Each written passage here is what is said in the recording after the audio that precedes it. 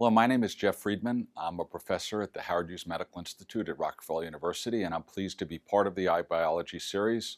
Today I'm going to tell you about our research into the causes of obesity and the discovery of the hormone leptin.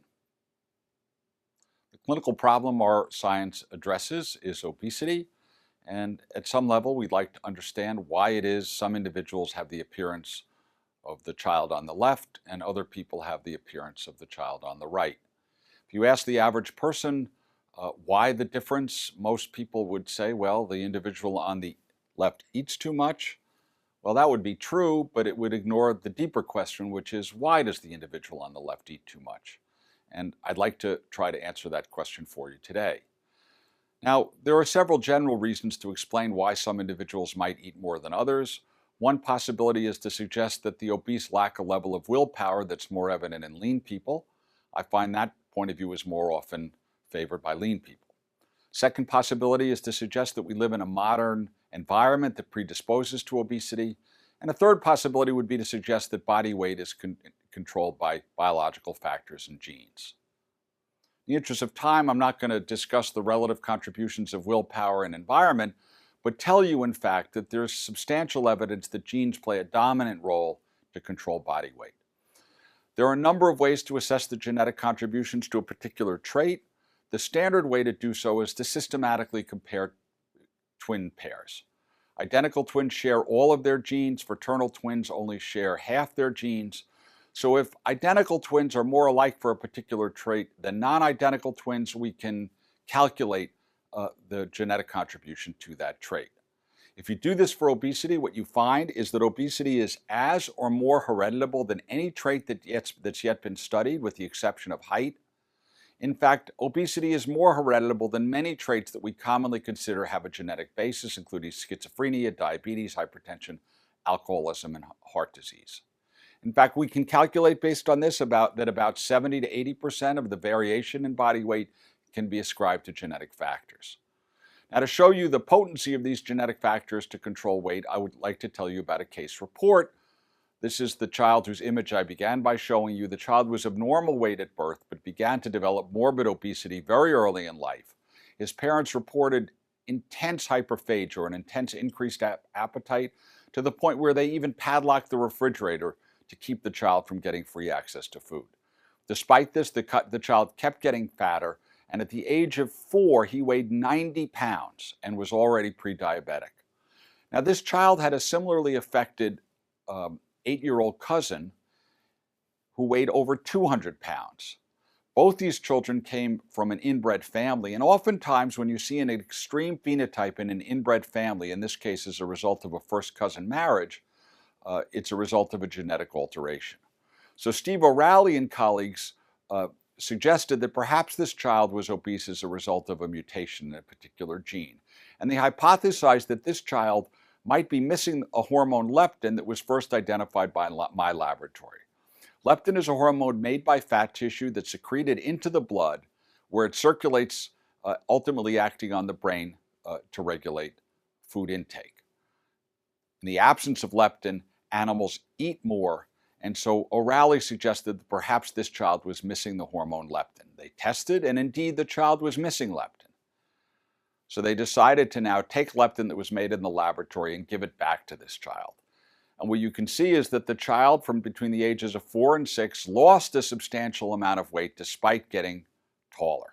In addition, the child ate less. Before the first leptin injection, he ate 2,000 calories at a single meal. After a few leptin injections, the child now ate 180 calories at the same meal, which is the appropriate number of calories for a child of that age and size.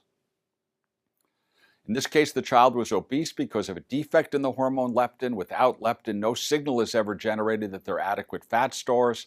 This is a stimulus to eat more, and this child kept eating, kept getting fatter, without ever making the signal that shut the system off. And now here's a picture of the child at the age of 8. It's the same child I began by showing you a picture of. So this child was obese not as a result of a lack of willpower or a toxic environment. This child was obese because of a lack of the hormone leptin. Studies of this child and other individuals has now suggested that body weight is regulated by a hormonal loop of which leptin is an important component. At our stable weight, food intake equals energy expenditure, and we make a particular amount of leptin. Now imagine if fat mass falls after a diet, leptin level would fall. A low leptin level will provide a stimulus to eat more, much as the same as the case in the untreated leptin deficient child. And an individual will have a potent stimulus to their appetite until such time as their fat mass and leptin level returns to the starting point. Conversely, if you overeat for a period of time, a binge of eating, fat mass goes up and leptin level goes up with it. This will suppress appetite again until such time as fat mass and leptin level return to the starting point. So because leptin is made in proportion to fat mass, it provides a signal that can then control food intake and the response to weight loss or weight gain. And what this system does, in a sense, is set up a biological response that resists weight change in either direction. If you lose fat mass, leptin level falls and is a stimulus to gain weight. If you gain fat mass, leptin level rises, and that suppresses appetite. And by this mechanism, body weight can be maintained within a relatively narrow range. Now, if you hear all of this and find that there was an undiscovered hormone circulating in the blood of animals and humans, it seems rather mysterious to consider how this hormone was identified. So I'd like to now tell you about how I became interested in this hormone and how it was discovered. My interest in this area began with an interest in behavior, how molecules control behavior. And my first interest centered on another hormone that's said to regulate appetite, CCK. Cholecystokinin is a hormone made by endocrine cells in your intestine in response to food. When food is present inside your gut, CCK is secreted into the blood, and it stimulates the contraction of your gallbladder and the secretion of enzymes by your pancreas that aid in digestion. And this was the situation in 1968, prior to the work of Smith and Gibbs, who also showed that CCK can suppress appetite. They suggested, in fact, that this intestinal hormone, when it's secreted, not only helps you aid digestion, but also circulates in the blood and acts on the brain to shut off a meal. Made perfect sense. Excitement in this area was amplified when a few years later, CCK was also found in the brain by a group led by Graham Dockeray. This then suggested that perhaps appetite and body weight are regulated by a hormone that is expressed in both the gut and the brain, and that the levels of peripherally synthesized and brain synthesized CCK might control food intake and body weight, and this was referred to at the time as the gut-brain axis. Interest in this area was amplified even further in 1979 when Strauss and Yalow reported that the levels of CCK were reduced in the brains of a strange genetically obese strain of mouse known as the Obi mouse. The Obi mouse is obese as a result of a defect in a single gene, and Yalow and Strauss suggested that that defective gene might be CCK, this endogenous appetite suppressant. With a lower level of the endogenous appetite suppressant, the animals might eat more. Well, this is a picture of the Obi mouse. It's the animal on the far right is an Obi mouse, and the animal here, second from the right, is a lean littermate of that animal.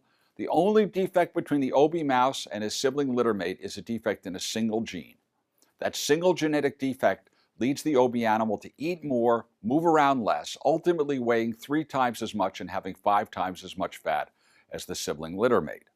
And as I mentioned, Yalow suggested that perhaps this animal overate because it was missing CCK, this endogenous appetite suppressant. The only problem with this idea is that it very well might be wrong. And this had to do with the fact that the person I was working with at the time, Bruce Schneider, published a contemporaneous report showing that the levels of CCK in brain were no different in Obi mice versus their lean littermates. And so we and others wondered whether or not CCK was the defective gene in the Obi animals. Well, one of the first things we did at the time was to clone the CCK gene. And the idea was to clone the CCK gene and see where on the chromosome it mapped, whether it mapped near the location of the Obi gene. We quickly found that CCK mapped to the distal end of chromosome 9. This is a map of chromosome 9 with a variety of genes that map there. The only problem was that the Obi gene didn't map to chromosome 9, it mapped to chromosome 6. So these data excluded the possibility that CCK was the Obi gene and raised the question as to, well, if it's not CCK, what is it?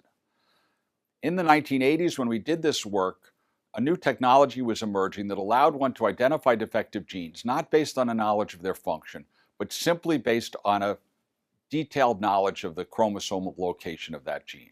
This methodology was known as positional cloning, and we set out then to identify the OB gene using positional cloning. This required identifying genes in the region of the chromosome where OB was known to map, and one day on a Friday, we found a gene in the region of OB that was expressed only in fat tissue. This is a northern blot. It's a way at the time of measuring RNA levels, and only fat tissue had an RNA for this gene, which we knew mapped near the OB gene. The next step was to ask, is this gene defective in strains of mice that are genetically obese? And indeed it was. If you look here at lane 2, that's fat tissue from a normal mouse. Lane 3 is fat tissue from an OB mouse of the same strain. That strain fails to make the OB RNA, and that's why it's fat. Lane 4 is RNA from fat tissue of a different strain of mouse, and lane 5 is RNA from the obese animal from that same strain. In this case, increased levels of RNA are produced, and that's because the RNA produces a defective protein. The animal then makes more and more RNA, and as a means of trying to compensate unsuccessfully because the RNA makes a defective protein. Well, the demonstration that this gene was defective in 2 different obese strains of mice confirmed that we in fact had identified the defective gene, and this was published to some fanfare in 1994 with this image of an obese mouse outweighing 2 of its sibling littermates. Shortly after identifying the OB gene, subsequent studies revealed in fact that the defective gene encoded this hormone leptin. It's the hormone made by fat tissue that regulates appetite by acting on brain centers.